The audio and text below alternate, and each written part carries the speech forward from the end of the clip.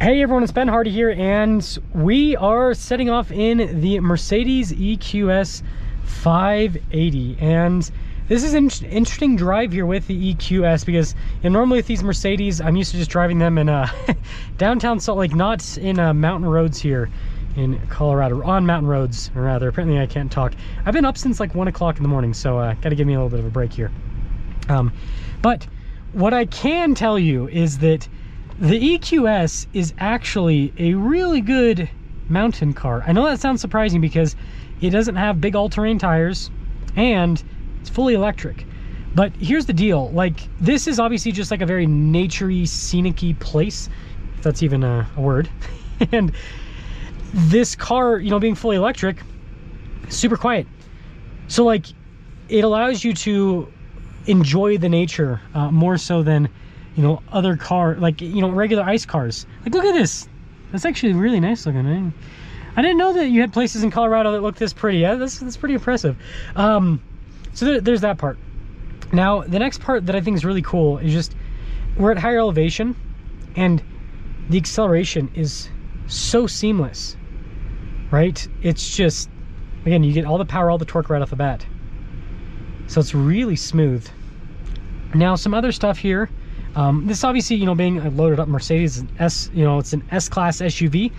It's got heated and cooled seats. It's got massaging seats. It's got dual zone climate. It's got freaking pillows. I don't know if you guys can see that on camera. Pillows in the headrests. You know, full panoramic sunroof, cool ambient lighting, and this fake leather is what I'll call it. It actually feels pretty good, and I like the overall, like the fit and finish. It's actually really solid as well with this car, that is for sure. But yeah, it's a very nice interior. It's very comfortable, and I think that this is like the perfect experience for this park for me, because again, like you guys can see, bumper to bumper traffic. So it's not like, I mean, if I was in a performance car, for example, I wouldn't be able to use any of the performance, whereas this, you know, just cruising along. With that being said though, let's kind of get into some I guess hot take stuff here with the EQS 580 SUV. So, or you know, just some stuff in general, not necessarily hot take stuff. So first off, I really like Mercedes steering wheel, what they've done, because you just have so much so many options when it comes to controlling the infotainment system. Like, I can control with this little keypad. I can use the touchscreen if I want as well. And then you do have some buttons down here for like volume and everything. So that's nice. And then this is just for that center gauge cluster. But it's nice when you're driving, because then you can just use your thumb, right? And I can do the infotainment system if I need. And then I use my thumb, and then I can do this screen if I need. So it makes it feel a lot safer from a driving perspective. This is super comfortable.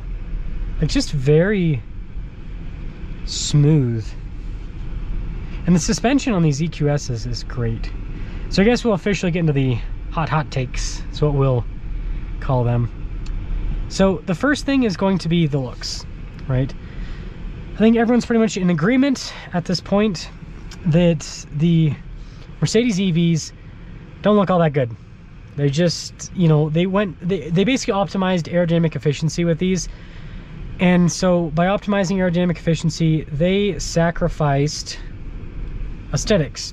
And, you know, I still go back and forth on, you know, how I feel about these new EQSs, but overall, like, I mean, you look at like a GLS, right, which is the ICE version of this, basically. Good looking car. You look at a Mercedes S-Class, good looking car. So Mercedes can obviously, they know how to build good looking cars. I think that they went like the technical engineering route with these, and I think that in doing that, they kind of forgot like why people buy their cars. Like, why you buy a Mercedes? Beautiful interior, check, right? With lots of tech. I think that's another part of modern Mercedes, is you get lots of tech, like side screen here, which is yeah, interesting. Looks cool though. Really comfortable seats. How may I help? No, it's because I'm sorry. No, cancel. Let's see if it works. I'm sorry, but I can't help you with that right now. Okay, thank you, bye. It's still trying to... Not a problem. it's still trying. You can see the line going across. It's still trying. What the heck? Normally I wouldn't like find this funny, but I'm also like super sleep deprived at this point. So okay, there we go. Now it's finally calmed down there. But as I was saying, really comfortable seats, really comfortable car to be in, really good luxury car overall. So I think the Mercedes did a great job with the interior, and I think that's what everyone like thinks when they, and yeah, the material here is nice. I think that's what everyone thinks when they look at the, you know, EQ lineup, is they're like, man, these cars are so nice on the inside and they drive so well, good acceleration, quiet, seamless, but they're ugly. Right? That's the big problem with this car. Man, this is probably the most boring driving review ever, driving like 5 miles an hour through here because we got all these people walking through. But let me know what you guys think about the Mercedes EQ lineup. I think they did a great job from an engineering perspective with, you know, the range is good on these cars, the build quality is great, they drive really well, the suspension's amazing. They just need to make them look good. Now the new, you know, fully electric G-Wagon, that's supposed to accomplish that, so we'll see how well that does. I think that it's just my opinion, and this is just kind of a longer, I guess, ranty video with me driving this car because I'm tired, and yeah, that's just how this event works. I think if the electric G-Wagon sells really well, then that will show Mercedes that if they make good-looking electric cars, then it works. If the electric G-Wagon doesn't sell well, I don't think that Mercedes is going to fully pull out of electric cars, but I think that they might pivot gears. See what I did there? I think they might pivot gears and focus on, you know, building cars outside of, they'll still build electric cars, but also, you know, cars outside of EVs. But regardless, let me know what you guys think about the EQ lineup.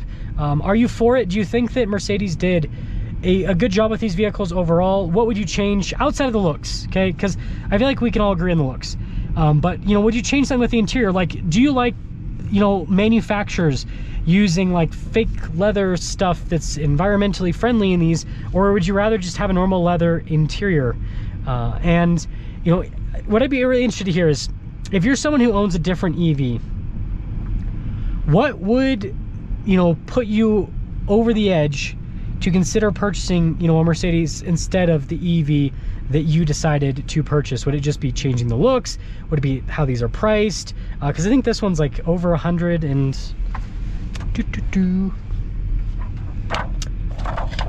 that's the driving thing.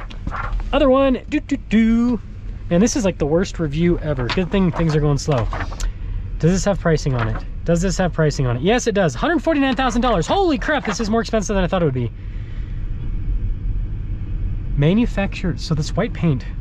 This is the worst video I've ever filmed in my life. $149,000. Jimny Cricket. Okay, yeah, that's gonna sum things up with our review. Let me know what you guys think about the EQS SUV.